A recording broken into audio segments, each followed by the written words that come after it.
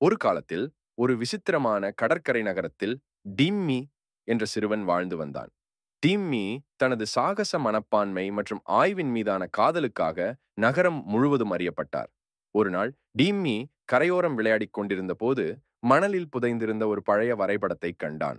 ஆர்வத்துடன் அவர் வரைபடத்தை கவனமாக அவரது விசுவாசமான நாய் பட்டியுடன் கைகோர்த்து வரைபடத்தில் மறைந்திருக்கும் ரகசியங்களை வெளிக்கொணர டிம்மி ஒரு பரபரப்பான சாகசத்தை மேற்கொண்டார்.